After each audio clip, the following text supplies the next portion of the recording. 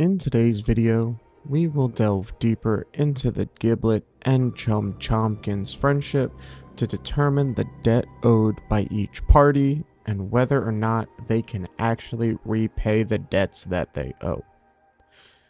With all that said, thank you to Anklebiter2323 for leaving the comment that inspired this video.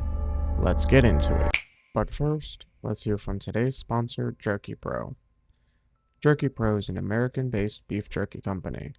They are FDA, USDA, and SNAP food stamp approved. They have amazing deals going on right now, like 2 1-pound bags with 2 additional 3-ounce bags for $80. Or my personal favorite, the Variety Bundle, which includes 10 assorted 3-ounce bags. But they don't just stop at beef jerky. They also have normal household groceries like meats, breads, and energy drinks. They are partnered with Texas Roadhouse and Omaha Steaks to bring you high-quality steaks that you can also buy in bulk. If you use my code DARNBLUECRAB with a capital DBC, you will get 5% off of your orders at checkout. Thank you again to Jerky Pro for sponsoring this video. First things first, let's take a look at the comment in question. This comment was left on my Chompkins in Chapter 6 video. The link will be in the upper right hand corner and in the comments below. After reading that comment, I was originally going to respond with my thoughts to let them know that I saw said comment, but while I was typing out my response, I kept pulling the thread that Anklebiter left me, and I quickly knew that I had to make a video on this because there is something there, and I want to share the crazy concoction that my brain has thought up. I will be breaking down this comment into 3 different sections, and we will go through them one by one, with me giving my thoughts on the situations as we go.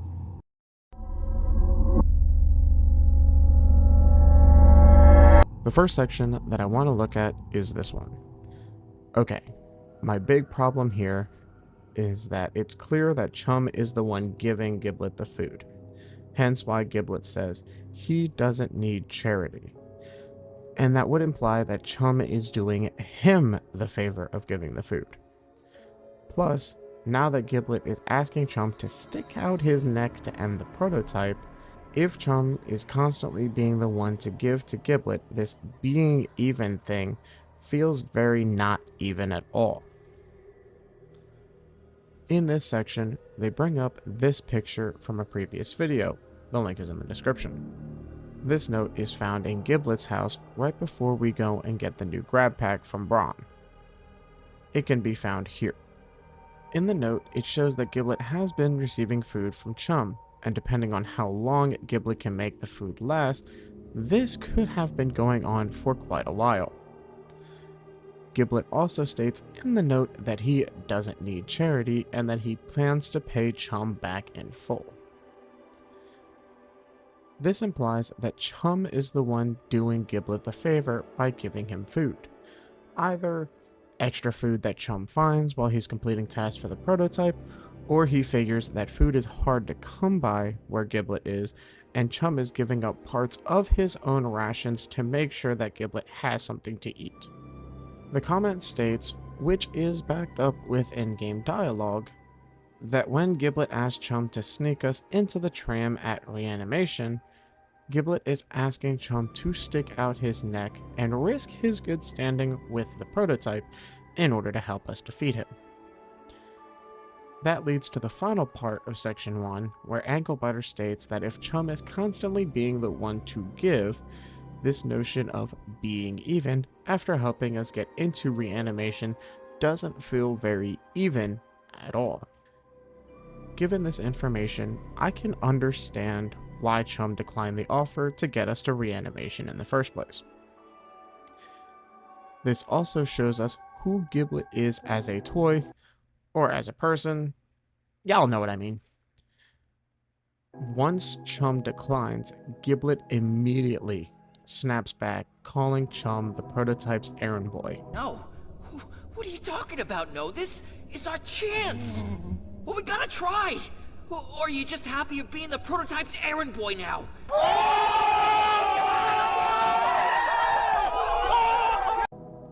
With how quick and clean that delivery was, it shows me that this was a predetermined insult.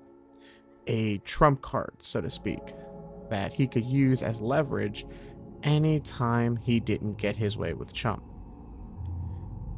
The only thing that I can think of is that Chum might have been severely injured or on death's door at some point, and Giblet either got him somewhere safe, like to safe haven with Doughy, or somewhere else that he himself could nurse Chum back to health.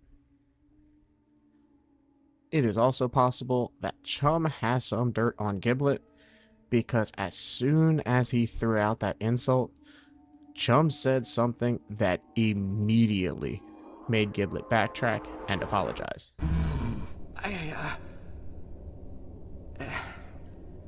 Look, I'm sorry. So there is more to this friendship than originally thought.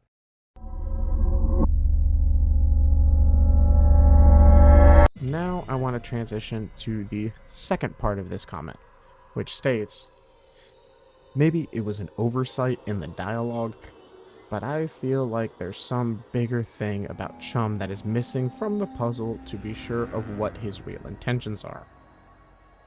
Because, thus far, it feels more like Chum is acting out of pity for Giblet, and Giblet is being very demanding with no clarity as to what debt Chum owes him that would warrant him possibly being killed in betraying the prototype.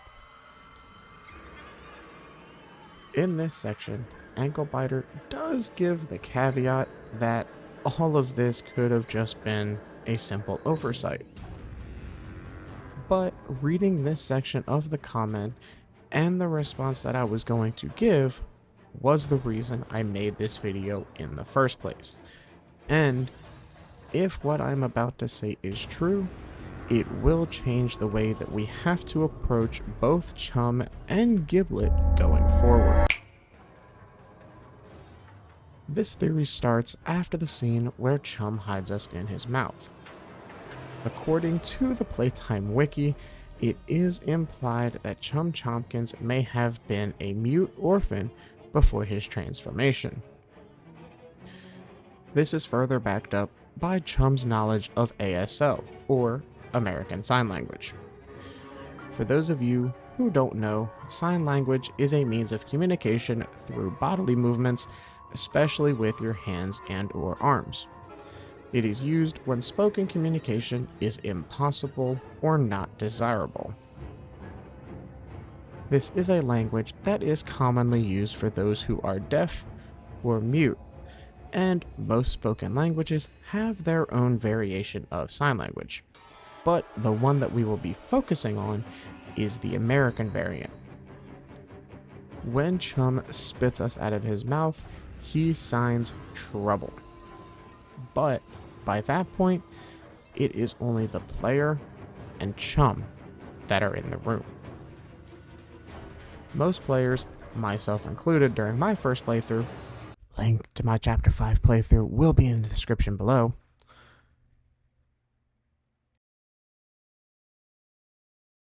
But what if he wasn't? What if he was talking about Giblet instead? Let's look again at this scene, because once Chum does the trouble sign, he starts to walk away.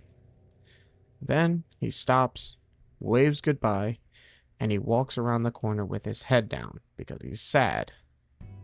Like it was a final goodbye. Because if you remember, we don't see him for the rest of the chapter. What if he knows that Giblet is leading us to our potential demise, and there's nothing he can do about it?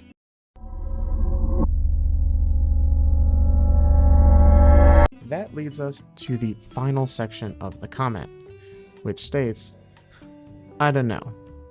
I think it's too soon to assume that Chum is on our side just because Giblet says so.